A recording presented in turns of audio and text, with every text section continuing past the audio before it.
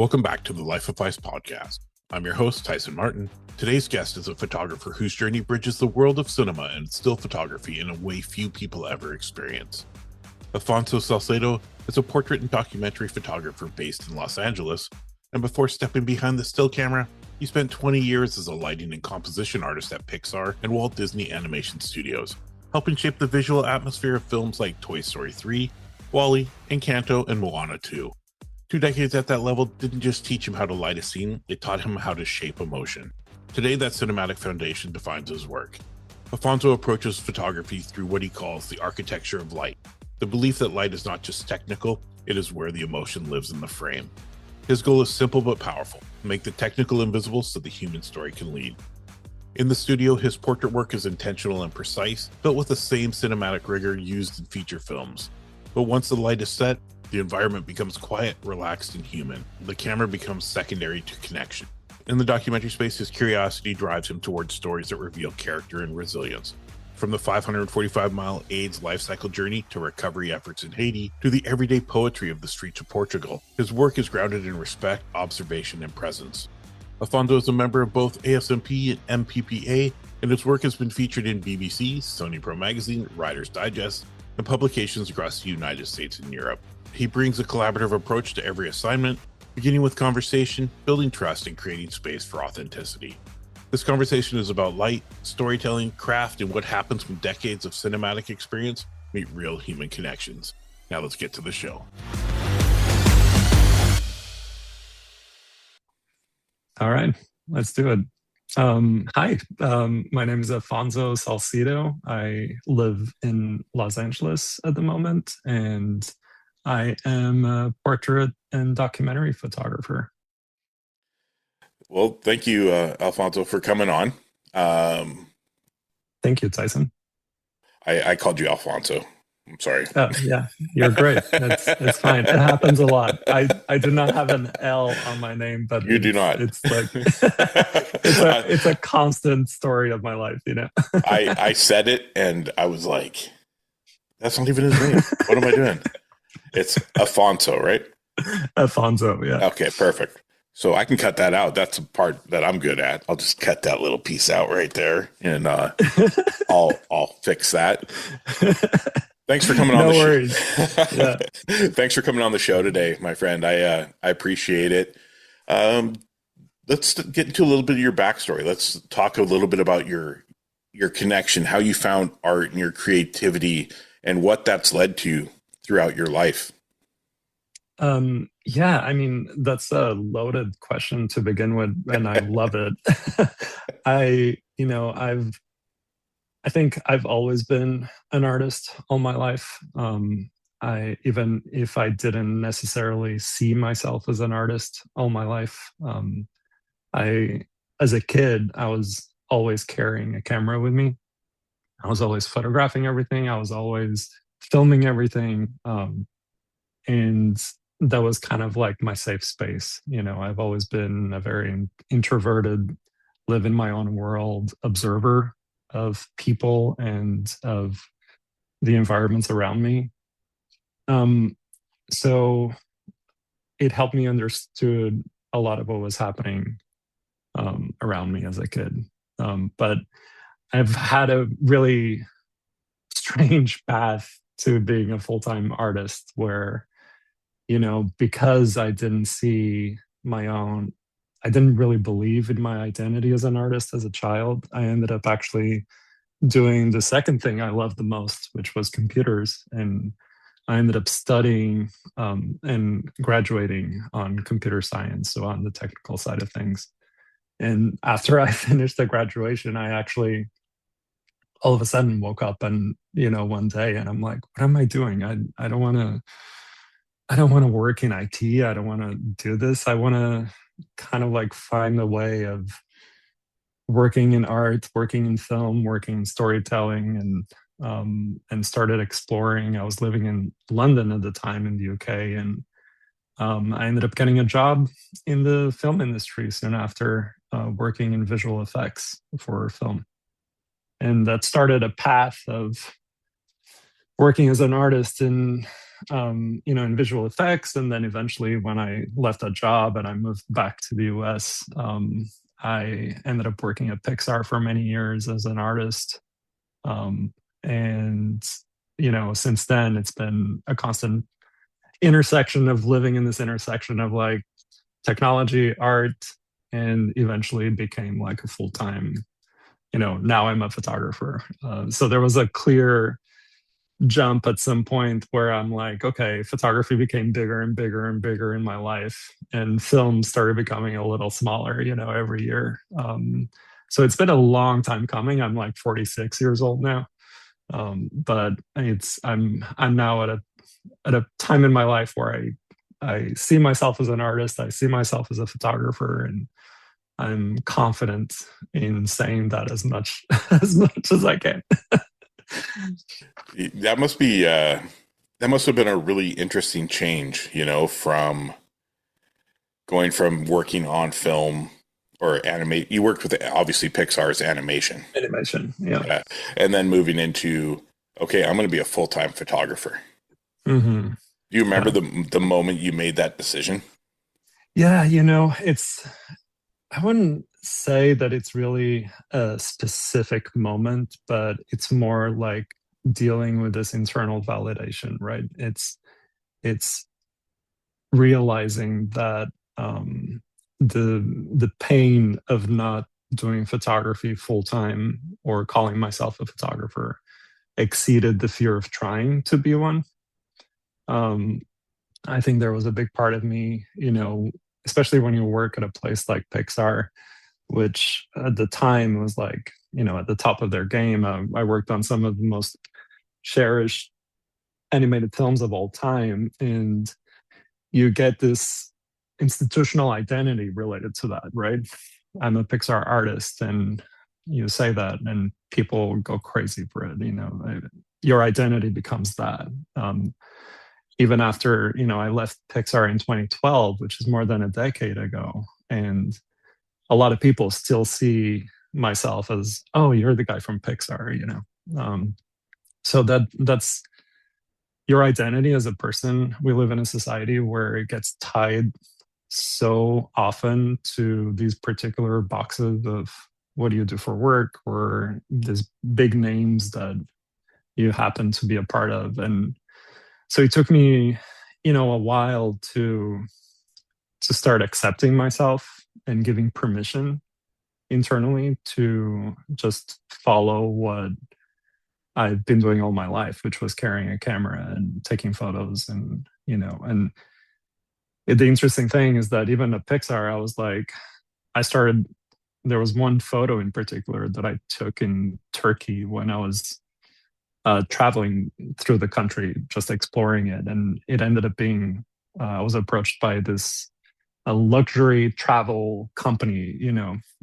They wanted to license the photo that they saw online. And I'm like, working at Pixar, I'm like, I have no idea what this licensing means. I have no idea what this is.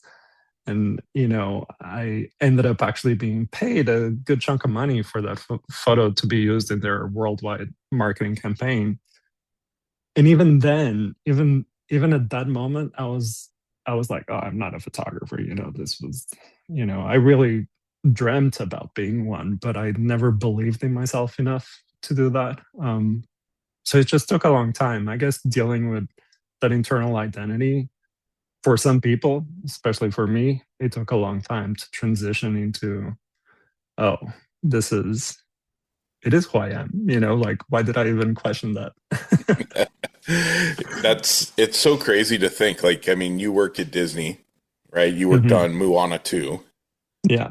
So one of my good customers for my day job is Malcolm Pierce, who is the head of Disney Animation in Canada. So he worked on the same film. Like, it's just so weird. It's such a weird connection. And like watching the stuff like through his social media that happens, and how intricate it is when you look at an animation film to come together. You must have some great experiences doing that. Yeah. And it's, it, like, in some ways it feels what I did in animation feels so different from what a photographer would do. But maybe even in my case, like when all the work that I did for 20 years in animation and still do to this day, every now and then I get a film project. The work that I do is always related to lighting and color. So I work at the end of the pipeline, and I'm working as a lighting artist or a compositing artist and creating the actual, feel of the emotional and the color and the composition that you see on screen at the end, right? And there's a lot to it that relates to, setting up a set, or taking a portrait of somebody, and how to think about lighting, even if you're in an environment or if you're in a studio. So there's a lot of connections right there. But the big difference, like you were mentioning, is that when you work in animation, you don't have the constraints of physics, right? I can place a light floating in the air if I wanted to. I can do whatever I want with my lights. I can have 200 lights to light one person. You shouldn't do that, but I could, So there's fewer constraints when it comes to the physicality of thinking about lighting and environment. And it's very easy to go overboard. And, in animation, we're always like trying to remember to simplify our setups as much as possible. And, that transition when I started actually doing my own work in photography was unlearning those things and being like, oh, okay, I want this light, but what's actually happening? How can I soften it? How can I move it around? How can I create these things that I was so used to when lighting a character versus lighting a person? And then in animation, you don't have a character speaking back to you. You don't have to deal with the human connection and personality and psychology of a portrait. You're just working in front of a cold, sterile monitor. So yeah, there's these layers and layers and layers, that are related to each other, but they're also very different. So it's been a very fascinating transition, between those two worlds. And you've done quite a bit. Like, you have quite a few personal projects that you've worked on, right? I've got your website up here on the side. If you're wondering, that's how I know all this stuff. But just, stories of resilience. I looked at that. That speaks very closely to what hits me deeply. As an Indigenous man with family who survived residential school up in Canada, resilience is very important. Being able to overcome these things that have happened in the past and happened to us personally or our families, such a big point and step in life. Do you find you get so much? Oh man, my brain just went blank. I get it. It's Saturday morning. Yeah, no, I got up early to edit because I only have 4 that are scheduled to go, and I feel like I'm behind right now. That's 2 months worth of shows, but I'm like, I'm behind. So when you do these personal projects, when you come up with the concept to starting to put it together, what is your process? Yeah, good question. This thing was particularly,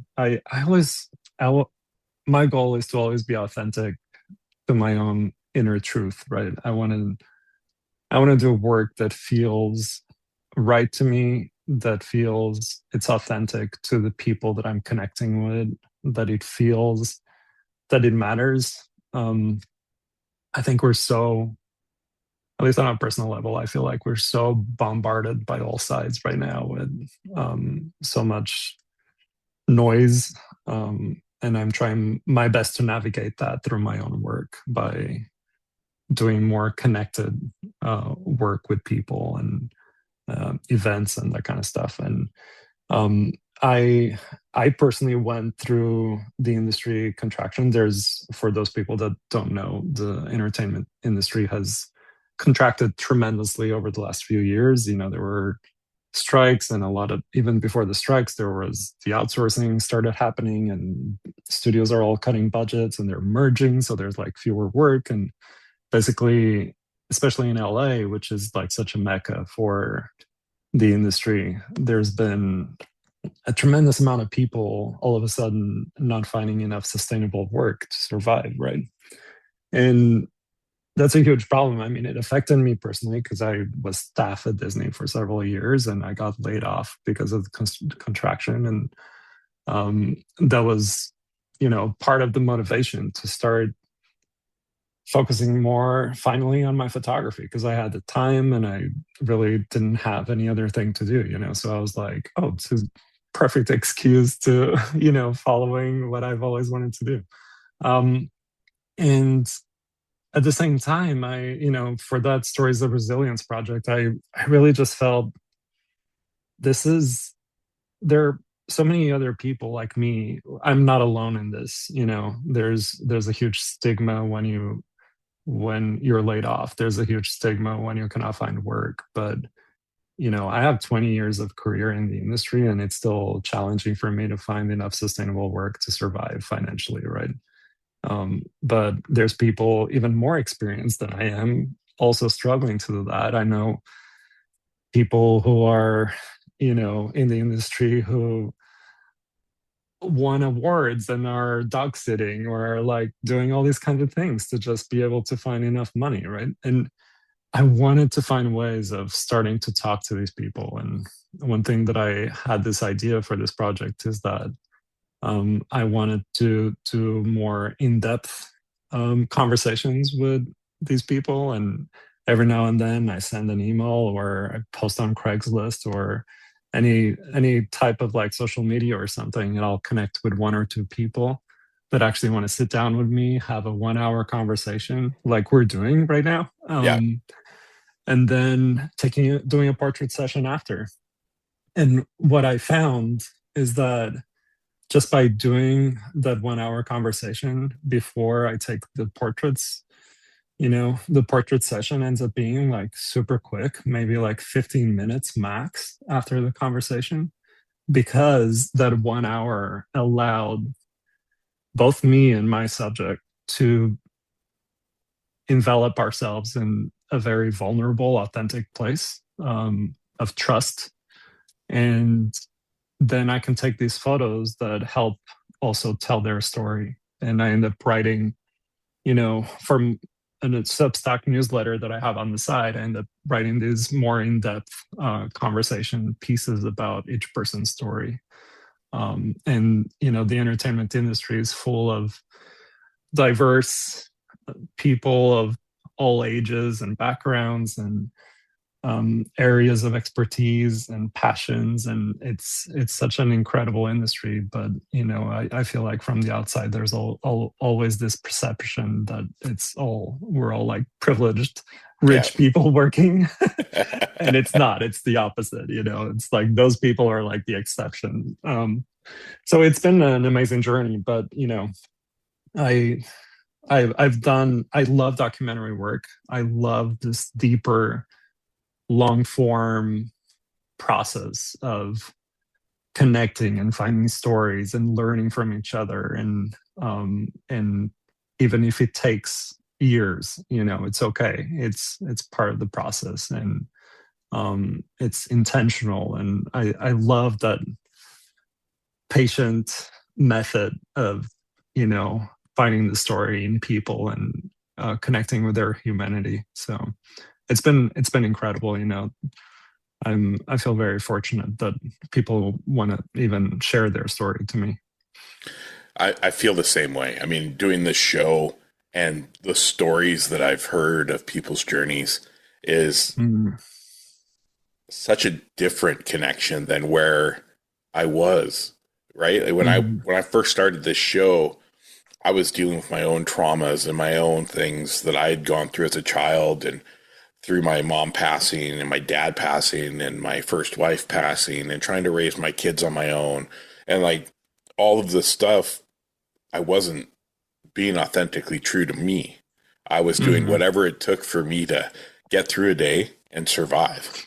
And 2 years ago when I started the thought process of the show and what I was going to do, I made it a point, like when I got on here, I'm going to be authentically me, and I'm not going to worry about what people think, and it's been hard for a lot of people because it's so different than the person that they remember. Mm-hmm. But growing up in the 70s and 80s, as you're a child of the era, we were told never to be emotional. We were told never to show emotion. We were told never to cry. We were told to suck it up and move forward. And I mean, the consequences that we suffer from that now, as you're 46, I'm 50, it's a lot. And when I started talking to a therapist and started the show where I shared openly, my life has got so much better. Me personally, I've got so much better because I realized everything that was told to me growing up was such a crock that I wish I would have been strong enough years ago to let this person out instead of being this person when I could. But, when I'm out there, I can't be that person because, there's this stigma of who I should be. So I like to share the story of others who are doing the same thing, and then share the hardships, right? Like we were talking in the very beginning is, you work 20 years in the industry. People think you're set. Well, I have my daughter just graduated with her bachelor's in motion picture arts. And then her boyfriend graduates this year with the same degree. And he's done some script writing and she's worked some sound on a couple shows. And it's the same thing. Like, oh, it's going to take some work. It's going to take some time to get us caught up or get us established enough where we can get somewhat consistent work. And try to build a career. And it's tough. It's tough everywhere. I mean, any creative outlet that you try to make your career, your life, that covers you financially for, all of your bills and lets you live the life you want to live. I mean, it's 100% work all the time. You have to promote yourself. You have to push yourself. You have to really be willing to put in the hours and time to make it happen. Yeah. And it's hard to be vulnerable, right? It's a skill. It's challenging, and it's when it comes to creating art, if you allow yourself, because when I'm sitting down with somebody, I want to create a space where the people that I'm photographing or talking to, they trust me enough and they feel safe enough that they can show vulnerability, right? They can show a little bit better who they are, behind the facade that we all put to a certain degree to the world outside. But it's not a one-way street, right? I want a space where I'm vulnerable as well, and I'm authentic in who I am, my own inner truth. So it's not. I don't think you can create a space of vulnerability if you're not yourself in a space of vulnerability as well, with your clients. So I think that helps a lot. And like you were saying, we live in a world of constant external validation, and social media just made it all worse. It's so easy to fall into the path of constantly comparing yourself to what you see other people do or publish on social media. And it maybe at the beginning I would judge myself for it. I would judge myself for, oh, I'm not doing as good as other people, or I'm not like showing work, or my Instagram grid is not as beautiful as other people. And I just got to a point where I was just like, that doesn't matter at all. I'm doing the work that feels authentic to my voice. I'm doing the work that I'm connecting with. I'm finding the humanity in documentary projects. I flew to Haiti post-quake to photograph like some nonprofit work there. And I'm connecting with people here in LA, to hear their stories and learn more about it. And all those things just became so much more important in my life. And, it really allowed myself to just not even care what, how other people are reacting to it, but I get it. There's such a huge pressure of feeling like you're not succeeding if you don't get enough likes on a post or whatever it is, right? It's a little crazy, but I'm I mean, yeah, social media is such a double-edged sword. In a way, if you look at my personal social media, my pictures disappear all the time. I don't do a lot. I don't care about likes or follows. And then you look at my show page and I try to keep it consistent. It doesn't change. Yeah. There's the grid is strictly the guests that are on the show. The write-ups are strictly about the guests. The stories are about people I'm talking to who are coming on or who are doing all these different things. And I would love it for it to blow up and have tons and tons of followers and interactions. But my personal feeling on social media is I'm going to do the bare minimum and hope it catches on. And I'm going to continue to do these shows where I feel like all it takes is one listen to what I'm doing, and it can bring in a fan or someone who really understands true communication and true conversation, opposed to talking about the gear you shoot or talking about your lighting setup. Thank you, Harlow. Yeah. I have to throw it in there. But you know what I mean, right? Like, social media to me, I would rather have a website that drew attention than Instagram page. Excuse me. Or, a Facebook page, or all these little things that I have to spend a ton of time on. Yeah.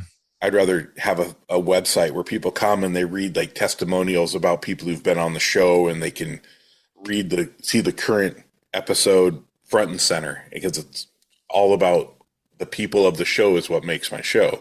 So it's about them, instead of, trying to stay in an algorithm or create a grid on my profile that catches people's attention, or I don't have time for it.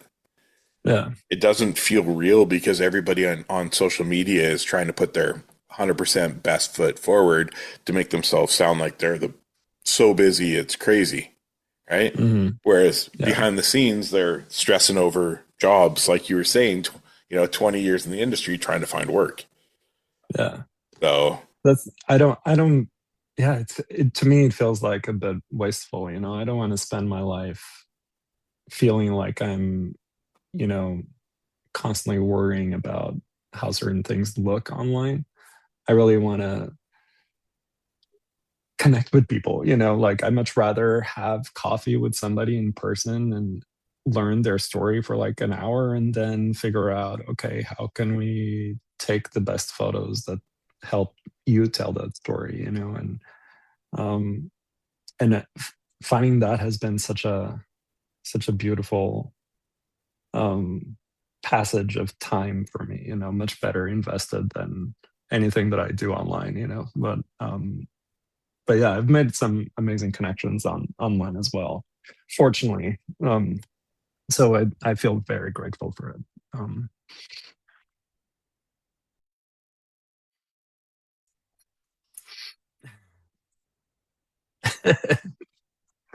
that time spent with people, though, that breaks the ice, and you can see the comfort level difference between someone who just steps in studio, captures a photo of someone, and someone who spent half hour to an hour with a person just having a conversation. The comfort level between the model and the photographer is so much better. The smiles are authentic. The look of the eye is authentic. That's such an important process. Is that something you use in all your aspects of photography? You try to have that comfort level in the beginning before you jump into any kind of photo work? I try to, yeah. One of my favorite moments when I'm about to photograph somebody is when I'm kind of like still figuring out the setup of lights that I want to use, or I'm like setting up camera, or I'm just like doing tests, or I'm like being clumsy on set, and doing all these things that happen before the actual shoot. But some of those moments are the most important part, because that's when you're, talking to people and starting to have a conversation and allowing them to break free a little bit of their own nervousness. I've worked with, really, I've worked with celebrities, I've worked with models, and I've worked with so many people that their biggest nightmare is being photographed, right?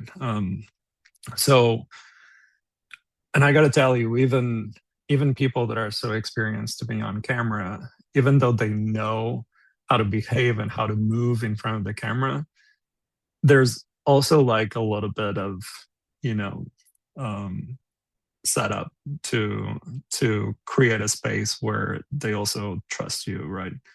And I think I'm fascinated by the psychology of photography, right? I think there's so much psychology in how you photograph someone authentically, which I know the word gets thrown around a lot these days, but and the human element of the whole process is so beautiful and sometimes so emotional, and always very challenging. I've definitely worked with people where I could not figure out how to get to that space, and instead of dragging me down from those experiences, I learned from that, and I'm like, okay, maybe it's the way I said something, or maybe I could try this next time, or that I'm constantly doing some form of self-evaluation or meditation on the shoots that I do or the approach that I take with people to try to figure out how to make people feel safer. Because it's all about trust. I'm so grateful that people choose to spend a little bit of their time and give a little bit of their life in front of me to my camera and to my eyes, and how beautiful is that? I mean, I'm so lucky. I Every time I finish a shoot, I'm like, I cannot believe that happened. It's just there's something so magical about it. It's kind of incredible. But yeah, I use that approach in everything that I do. I photographed the last AIDS life cycle, which is a big cycling event for raising money for the LGBT center. And it goes from San Francisco to LA, and it's 7 days, and you're like on the road, camping and photographing 3,000 cyclists. And even that approach is very similar to what I would do in a studio on a one-to-one basis. And yeah, and I love it. I'm a total introvert, by the way, so there's parts of me that find it very challenging in like that setting. I think because I'm an introvert, I'm so in tune with trying to create a space that feels very safe for everybody, because I need to feel safe. I need to feel comfortable, and I need to feel like I can be myself without any problems. So I try to do that every time. So a lot of people look at their creativity as a very positive place. It brings a positive aspect to their own personal mental health or struggles. How do you look at your creative outlet? Is it something that without it, you feel like you'd be in a darker state, or does it really connect? I've had a few people say there's no connection between the two, which surprised me, because without my creativity, I feel like I'd be just sitting on my couch staring at a wall in such a dark place. My camera, it forces me outside of the house. Yeah. Everybody thinks I'm this extrovert because for 30 years I've talked to people in my sales job all day, every day. But I can tell you, as soon as the end of the day comes, I cannot wait to get home. Or that I talk to people online for the show, people I've never met. And we have great conversations, and it flows through. But,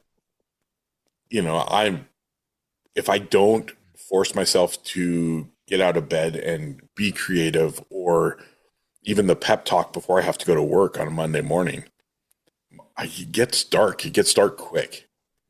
Yeah. You know? I can totally see that. It's interesting for me because I feel like my whole life has been like this in terms of being creative. I was always observing, always taking photos, always filming, and I don't know how to be not creating. So I've never equated that aspect of being creative to, dealing with depression or dealing with darker moments in my life. But they are definitely connected in ways that maybe sometimes I don't even fully realize because I'm always doing it. I started meditating really young. I started reading about meditation when I was a child, and I started like practicing meditation as a kid, and it's been a big part of my life. And it's kind of like I always talk about how photography is like a meditation for me as well. It is a way in how it's an extension of who I am. It connects to the deeper core of who I am as a human, and how I see the world. It helps me understand the psychology of people. It helps me understand a lot of the darkness around me, in a way that maybe also relates to my own, so I feel very fortunate that I don't suffer from depression. I don't suffer from addiction. And, so photography has really just been a way of understanding my own inner world and how it relates to everything that happens around me. I grew up, I'm gay. I growing up as a gay kid and dealing with the struggles of identity related to that, obviously, like many other people in my community have to deal with. But in many ways, photography is almost like, calling myself a photographer was almost like coming out as a gay person, because it's like there's so much to it that it feels so naked and so vulnerable and so beautifully private, that it's just dealing with that identity aspect of being an artist. It's like a meditation on life. It's every bit of me, every cell feels like it belongs in this world where I carry a camera and where I take a photo of somebody and look at the image and print it, and and I'm like, oh my God, what this happened, and it's a memory and it's a moment and it's so beautiful for the rest of my life, so I'm definitely very grateful to it. But it's a big part of, I guess it is. I guess I started saying that he was not, and now I'm like, oh yeah, it is. Yeah. So sometimes it just takes that part of the conversation where you're like, well, yeah, no, not really. But then you're like, wait a minute. It's a very important part of who I am. Which I love. Yeah, it's the same for me. Like this whole thing, it's so weird what that click of a shutter brings to my brain. You hear the click, and you're like, oh, click, oh, it's like that instant dopamine that I need. I just need to stay focused on what I'm working on. And I was a dad very young. I mean, I was 20 years old when my daughter was born, and I mean, she's 31 now. So it's crazy to me, like to think that they're all going to be going through all of these things that I've tried to battle and overcome. And, we didn't have the easiest time when their mom and I split. I went from a career that was paying me well to having to be at home as a full-time dad. So working at a bike shop, making $13 an hour, trying to pay a mortgage and car payments. And and all this thing and feed them and keep clothes on their back. And it caused a lot of stress and strain on me. But through all of that, it showed me how strong I was. It showed me how I could get through any situation. And I'm hoping in some way and somehow that rubs off without me having to put it in front of them, that they know, like, no matter what comes their way, the resilience and strength that you have already will take you through. And they're all creative. You know, my oldest daughter is a photographer. You know, my oldest son is unbelievable at crazy video games, like things where I can't go more than 3 seconds. He's way up there. You know, and then my other daughter is in film, and then my other son is in, he's in construction. And that's something that really, I don't have the patience for, but it's great. It's what he wants to do. It's his outlet. So you just have all these little things that there is this connection. There's this spark that we may not even see it until we don't have it. And that's when you start to realize how much and how important it is. Do you have any words of wisdom for people that are thinking about getting into this, you know, this field? Because obviously, I mean, you're established, you've made it. You don't even have to look for clients now. It's so easy. Money just flows in. That was sarcasm, people. Let's go with that. Let's go with that. I mean, I guess my biggest one, don't listen to anything I say. You know, you have your own individual journey, and it's so important that you listen to your own journey more than anybody else's. But one thing that I can say related to that is that don't wait for permission from anyone else. You know,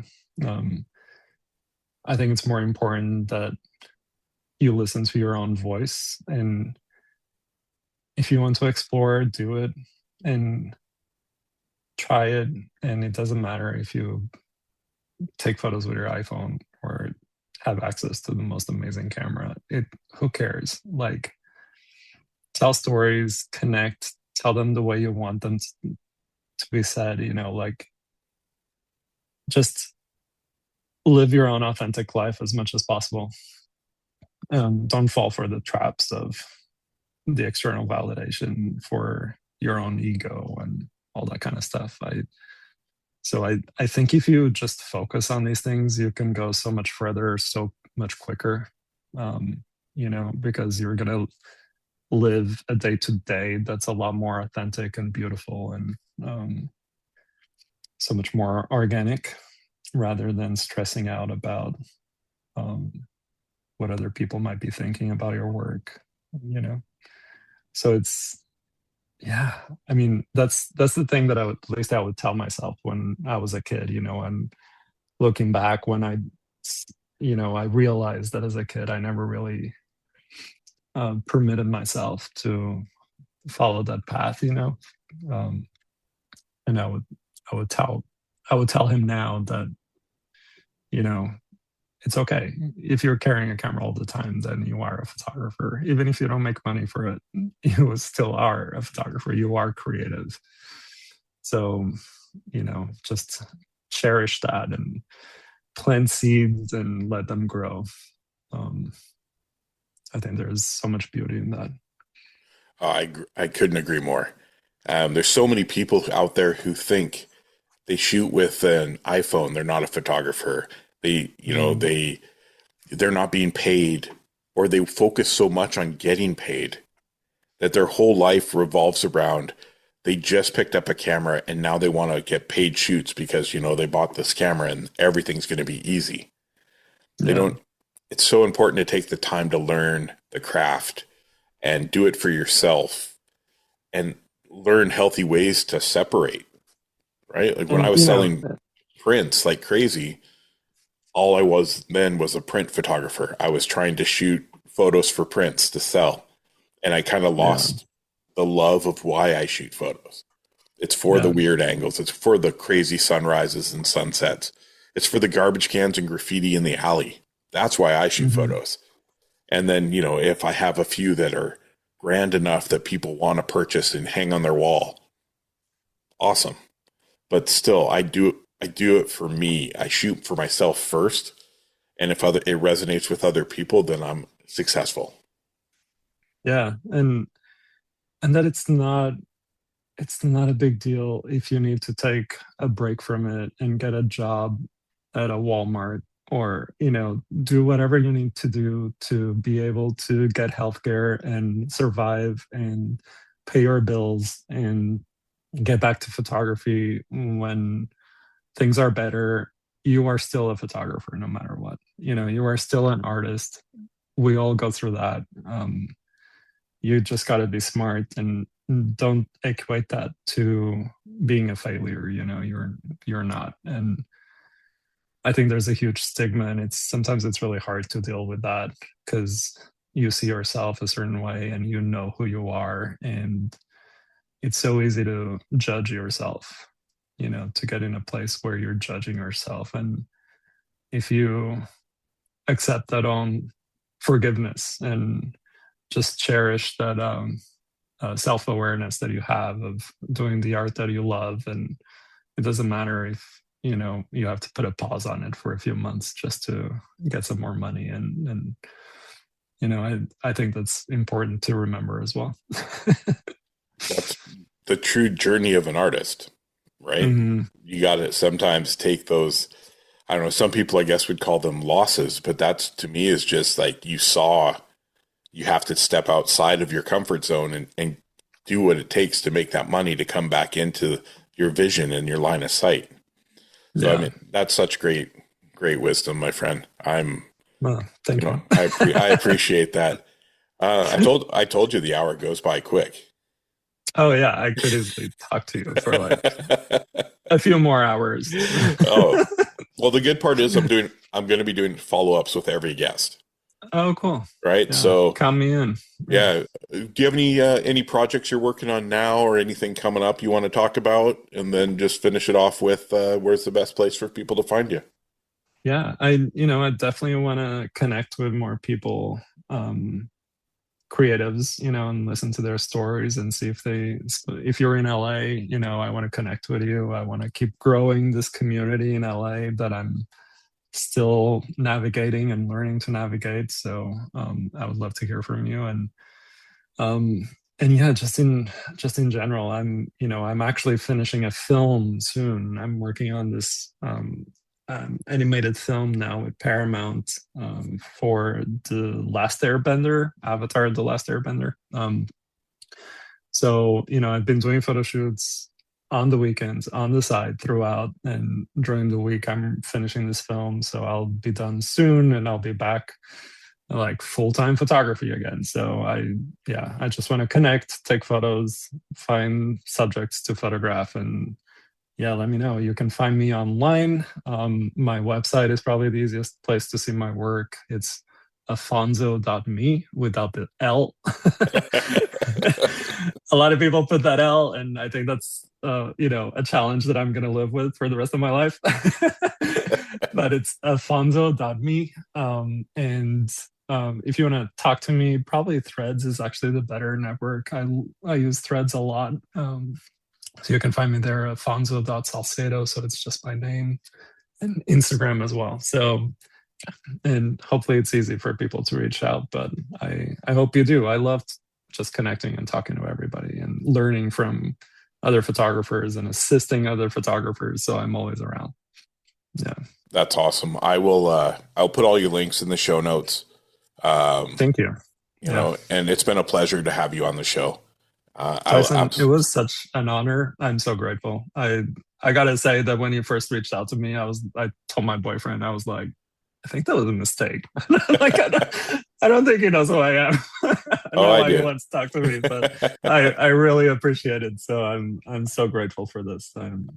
Feel very lucky. I put out a list of people that I had coming on the show just recently, because I was just so flabbergasted by the amount of people I have set to record. Mm-hmm. Like, I wrote it in my book, and I started looking at it. I'm like, man, I have 40 shows recorded already.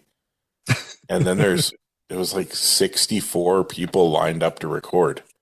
And I was just like blown away, and I put names up, and I've got a friend who lives just the next town over from me, and he's a huge fan of your work. So he was like super amped that I had you coming on. He couldn't wait to hear about it. That's so sweet. And, yeah, it's awesome. It's so cool. Like all these people, they read the names, and then they're like, oh, I remember this photo, or I remember this. And they start to tell me more about the people, right? About you, and about, you know, this one image that resonated with them. And now they shoot or try to capture images that same way. It's something, you know, that's so cool. It's such a cool, this whole thing's been amazing, and getting to know so many incredible creatives around the world, and just sharing that we're all in the same boat. Like we all have the same struggles, whether you're just starting or you're a 20 plus year established veteran. Yeah. We all have to hustle. We also have to work to make our dreams happen. So no, it's you're building a community, and it's so inspiring to see that. Because I mean, if you just judge photographers by what they fight with each other online, you would think that we're a bunch of like really narcissistic, mean, evil people. But you are showing a side of the art world that I really love, and I think there's so much beautiful people doing incredible work that deserve a voice and deserve to share their story, and you're doing some magic. So thank you. Oh, I appreciate all those words. That's amazing. Yeah, man. I thank you. Thank you for everything today. It's been fantastic. You're probably, at this point, you're probably sometime in February your episode will be out. Sounds good. It's around my birthday. Never hesitate to reach out if you need anything from me. Like, I'm always around. So 100%. I probably have lots of portrait questions coming up, since that'll be my new that's my new direction for the year. So I'm so excited for you. Yeah, thank you, sir. It's a journey. Yeah, I'm gonna just jump in like I did with the show, just both feet. Good. And, you know, head down and just try to make it happen. Awesome. Well, enjoy the rest of your day. And you too. Have a great weekend.